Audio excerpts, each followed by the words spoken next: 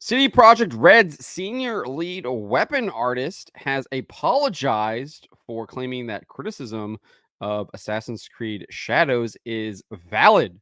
That's right, he's apologizing for his previous comments claiming that the criticism was valid. And now he's saying that's not the case. Something is up here. But before we get to this, I'd like to ask you please hit that subscribe button, hit that bell for notifications so you don't miss any of our future videos here at the Trent Report. Wrote this up over at thatparkplace.com this morning. And and CD Projekt Red senior lead weapon artist Mikhail Kalish, I hope I'm pronouncing his name correctly, has apologized. This is what he initially wrote on X. The concerns and criticism around Assassin's Creed Shadows are valid, and I personally think it might disrespect Japanese culture with the provided historical inaccuracy. People, especially Japanese people, have full right to oppose trends like this, obviously pointing to the fact that Yasuke is not a Japanese samurai. Obviously, there is plenty of debate around that, but I don't think there's any concrete historical evidence claiming that he was actually a full-fledged samurai or that he could even become a full-fledged samurai in the short amount of time that he was in Japan. Also, the idea that Naoe, this Japanese shinobi, female Japanese shinobi, was actually a shinobi. She's not. They made her the daughter of a famous shinobi in order to kind of give her any kind of validity. So those are obviously criticisms that people are having about the historical accuracy of that. He's saying that they are valid, and he says that it disrespects Japanese culture. However, shortly after posting that, he issued an apology. He says, I've noticed criticism regarding my recent comment about Assassin's Creed Shadows. After reflecting on it and reading your responses, retweets, I realize I owe you an apology. First of all, I acknowledge that I am not qualified to share statements or discuss such topics. That's absolutely untrue. I'm not sure why he would think that he is not qualified to discuss those topics. I'm sick of this, that people think that you can't discuss these topics because you're not quote unquote qualified. That's gatekeeping, I think, especially from wokeists or people who push woke ideology. You can't talk about black people because you're not black, or you can't talk about Asian people because you're not Asian. You can't talk about yada, yada, yada because you're not X, X, and X, right? It's just utterly ridiculous. You can talk about those things. Nevertheless, he goes on and says, your feedback has highlighted the importance of being more informed and respectful in my opinions. It has also shown me that we should be more open to new ideas and not restrict ourselves too much while creating new worlds. They're not creating a new world. They're literally retelling history.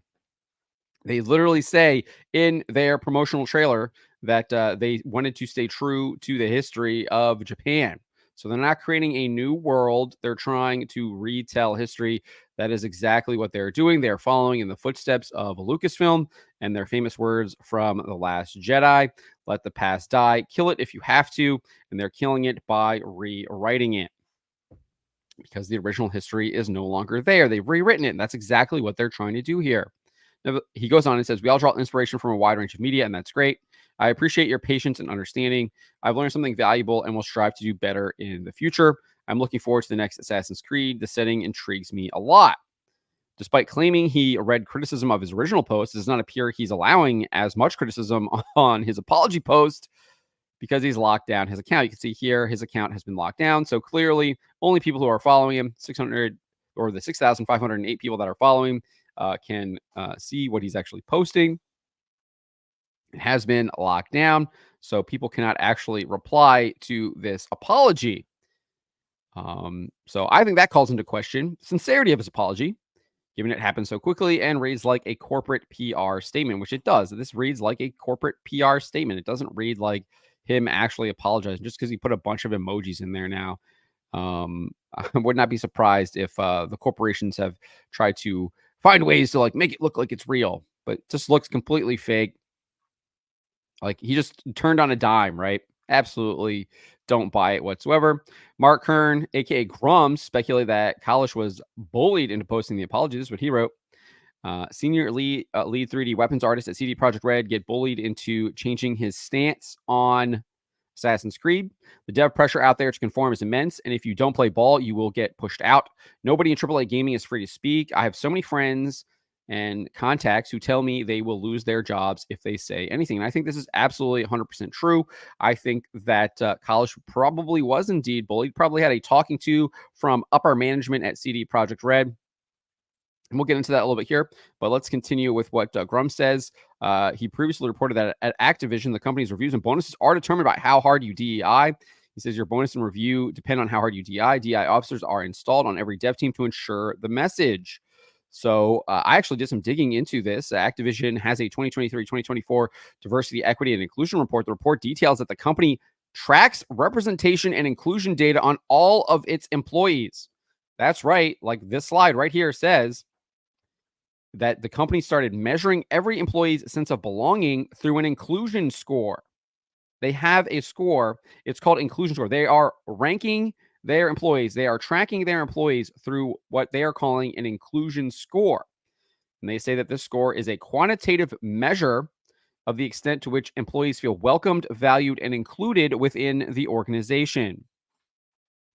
Probably has a lot more. There's probably a lot more to it than just that. I just 100%. And in fact, there is, because if we go down here, another slide from the report delves into how the company is tracking its employees via inclusion. It states that the company, quote, launched an individual employee diversity, equity, and inclusion goal setting to foster accountability to building community, trust, belonging, and collaboration. So they literally have on employee reviews, most likely, that's what this is probably part, tracking where that if you don't do these certain things that you have for their diversity, equity, inclusion, then you probably get marked down for that on an employee review. It probably prevents you from getting raises, prevents you from getting bonuses, as Mark Curran is talking about, prevents you from upward mobility within the company. And if you go just same slide, it says right here that it appears that individuals who have high inclusion scores or meet these inclusion goals, they are rewarded through a sponsorship program that allows them to, quote, connect with senior advocates, gain exposure to leadership projects, and ultimately increase diversity at the leadership level. So obviously, if you are participating in the DEI indoctrination that Activision is offering, you are allowed to move upward quicker than others who are not. That's what that says to me. And I think that there's likely certain metrics taking place at CD Projekt Red as well. Obviously, this is Activision. And I believe that this is happening at CD Projekt Red because we have their CFO, Peter Nelibitz, who's also a board member for the company. He detailed how committed the company was to ESG. He said this, although this is perhaps not the first thing that comes to mind when thinking about video games and ESG, we believe that our primary means of influencing the world at large is by developing games which can enrich gamers' perceptions. This is why we do not shy away from confronting socially important topics in the stories we tell. Our games depict social inequalities, the various paths people take through life, and the problems they face. We want to make sure that the characters populating the worlds we create represent a diverse set of mindsets, social groups, and backgrounds.